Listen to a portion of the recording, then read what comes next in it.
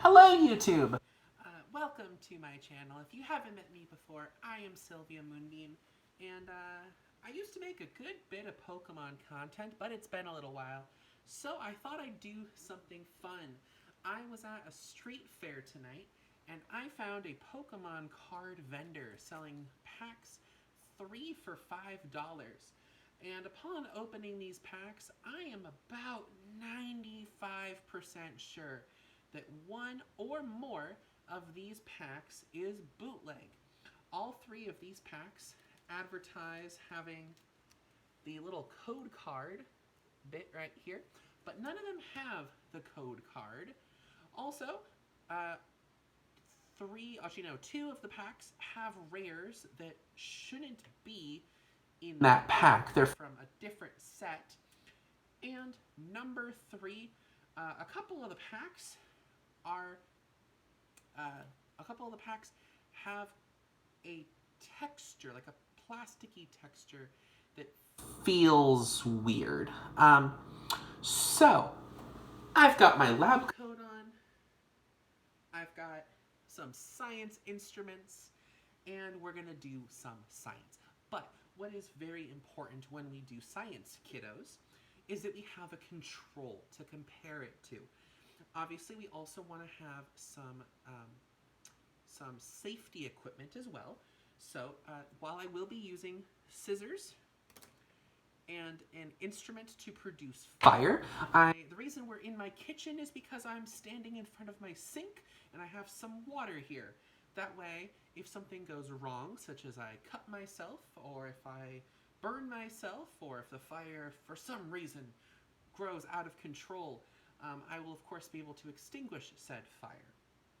But for my control, I have here a Jigglypuff card. This is from a pack I bought, I think back in April, because I wanted to get a couple packs of cards, and I guess I just had a Jigglypuff lying around in my car.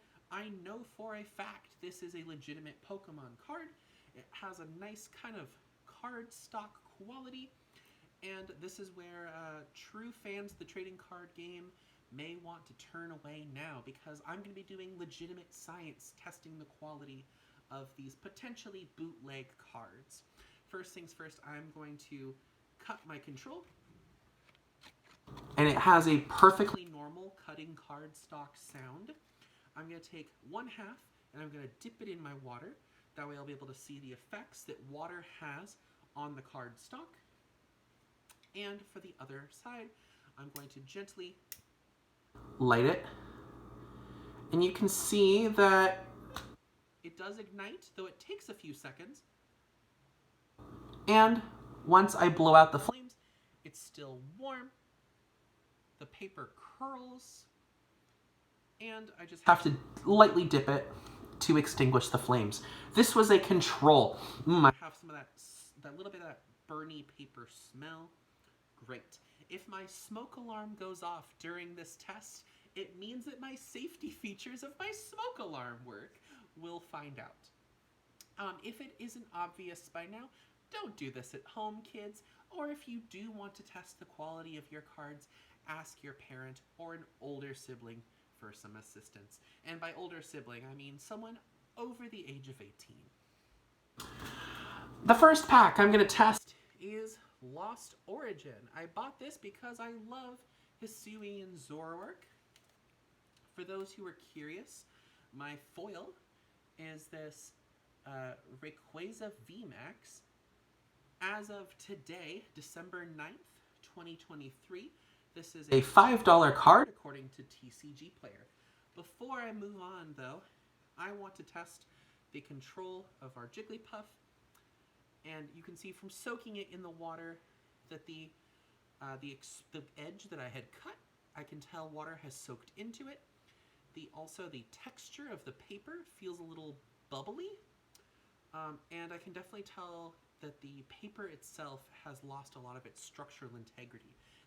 It still has that kind of cardboardy texture, but it has gotten a lot weaker.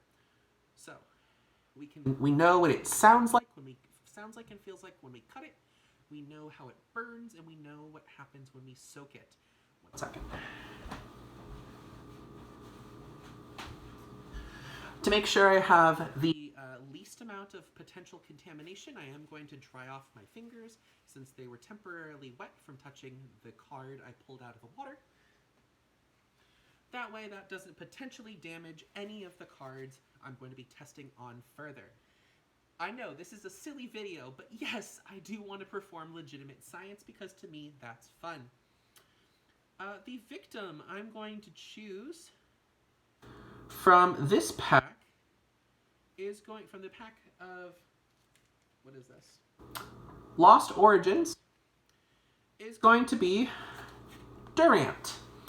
I'm not a big Durant fan. Now I can tell just from holding this card up to the light that it is a thinner material. It also feels a little more plasticky. It still has a thickness to it, but it doesn't feel as papery as the Jigglypuff that was our control. When I cut it, okay, it still sounds like it's a decent quality card, but maybe just the finish was a little weird. As before, I'm going to take half of our Durant and soak it, and the other half of the Durant will get the fire. Now this should be super effective as Durant is a bug and steel type, so this should deal quad damage. This one ignited far more easily. And just a light blow, the fire put it out. Alright, the fire is now out. I am noticing the paper does not curl as much.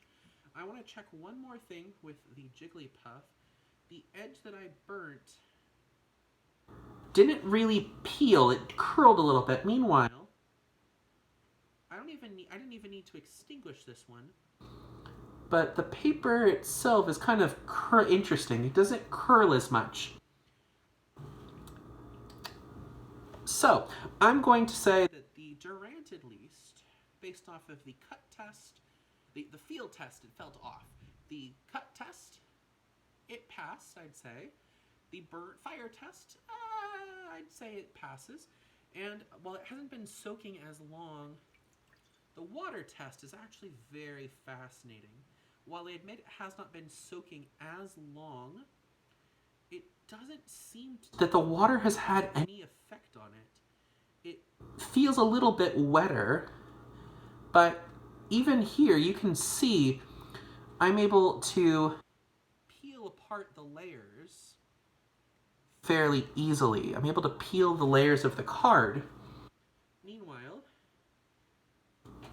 with the Jigglypuff control, I have to try a little bit harder to separate these layers. It requires a lot more work to separate. Also, it appears that the actual card itself is printed on a potentially black paper, as opposed to this one, which is white on the inside. I don't think the color of the paper has any effect on the texture, but it is interesting to know that there's multiple layers to these cards. Now I realize we are 8 minutes into this video. I don't even know if it's picking up my audio. I hope it does, because if not, this will just be a massive waste, but it's fun either way for me. Next up is a pack of Ultra Prism. I picked this one up because I like Necrozma and Solgaleo. I will say, according to the information on TCG Player, the foil Nest Ball is an $8 card, so if this is real, I'm really looking forward to getting $8 out of this. For my test for this one, I'm going to use a Piplup card, partially because, as you can see, the border on it is a little weird. It's definitely one of the lower quality cards. It's the only one that's a misprint. Usually, if a pack has a misprint, it's all of the cards. It's just stock art. It's not even good art of Piplup. Here we go. It feels, again, kind of almost waxy. And, okay, it passes the cut test. All right. We're going to stick one in some water. Also, I do want to mention the Durant that I had put in the water. it floated, as is the Piplup that I currently have in the water. It's floating. The Jigglypuff that I put in the water didn't float as much. It kind of sunk more, and I even pushed the Piplup under the water a little bit. It's starting to float back up. So I'm wondering if the official Pokemon cards have a slightly higher density. But now we do the burn test. This shouldn't be very effective, as water types are resistant to fire. Let's find out. Oh, looks like this fire move did plenty of damage, though. Again, the fire went out fairly quickly, though. Like, I don't even need to dunk this, but just to be safe, we'll dip it just to extinguish any potential residual fire. So I would say, interestingly enough, our control burned a lot longer. It's our testing cards that aren't burning as long. I'm going to pull the Piplup out of the drink. And I can tell there's a little bit of water damage along where we cut. And the layers are starting to peel already. Yeah, you can see it basically has just become floppy along that cut edge where the water has soaked in. So I'm going to guess that Piplup also potentially fake, because the burn test, it does not match our control, and the soak test is a little different too. Final pack. Sun and Moon, Unbroken Bonds. As you probably know, Sylveon is one of my favorite Pokemon, as is Gardevoir. Gotta love a goth Dami Mommy. And for this, I'm going to test a simple fighting energy. For those curious, I got a Marshadow and Machamp, which I thought was supposed to be a foil. I also got a Whimsicott, which is also supposed to be a foil. But I did get a foil in the form of Pheromosa and Buzzwole. This is an alt art worth about $35 if it's real. So, let's find out. Texture-wise, the paper does feel far more papery. It feels closer to our control than the other two packs. We're going to do our scissors test. Ooh, that sounds a lot better. Sounds a lot closer to our control than the other two we tested. And I'm going to put 1/2 in the drink. Get that nice and wet. And the other half to the flame. And it takes a little bit longer for this one to burn. It also smolders a little bit, kind of like the Jigglypuff. Though it went out pretty quickly. Just going to do a quick tap in the water to make sure I extinguish it. And again, while it has not been soaking as long as our control, it still holds up. I can run my fingers along the edge and it's not immediately starting to fall apart. Though if I tear at it, it's still maintaining a pretty decent quality, which is cool. However, I do want to point out that for the Unbroken Bonds pack, I got a Carvanha and a Sharpedo, the Fighting Energy with the Marshadow and Machamp, a Spearow and a Fearow, the Whimsicott, as you saw, a Ghastly and a Haunter, and then, of course, the aforementioned alt art. What I'm going to guess is that the first two packs, the Lost Origin and the Ultra Prism, while they relatively held up to the cut test, they didn't have that same textural sound that our Jigglypuff Control and the Fighting Energy had. They also did not maintain, they didn't stay on fire as long.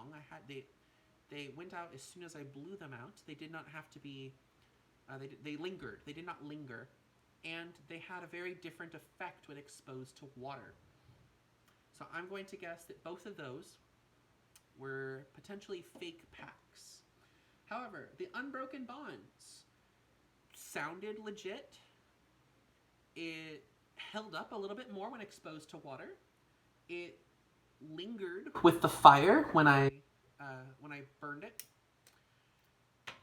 and so it had a feel, it had a sound, it held up to water, stayed on fire a little bit. It's also the only pack that the foil matched the same set. For the other two packs, their foils were of different sets.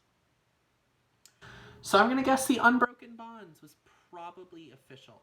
Now, obviously, all three packs did not have the code card.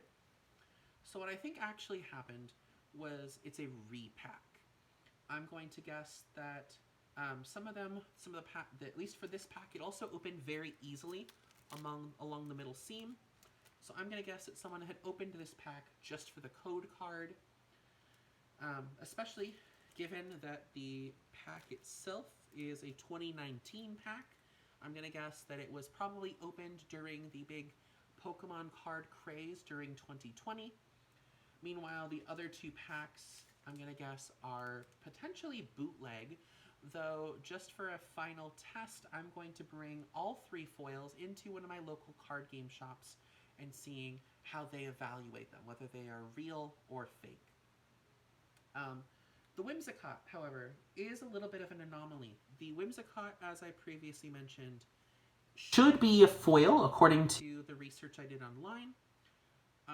It's not a foil, but it feels of the higher quality that I would expect from a legitimate card. It doesn't have that plasticky texture that the two packs I determined are bootleg are. Anyway, we did real science. We found out about fake cards. We tested them with with 4 different types of evidence, with card texture, with cut texture, with reaction to fire, reaction to water. I think we have we had a control, and we're recording it. Recording your science either in a journal or via video is a great way of ensuring that your results can be shared with a larger audience so that they can replicate your tests. So, we did real science here. Awesome! I encourage you to maybe take a couple common cards. Do not use your rares. I don't want to get tons of comments on people going, my son cut a $30 card in half. No, take some cheap common cards and test it for yourself.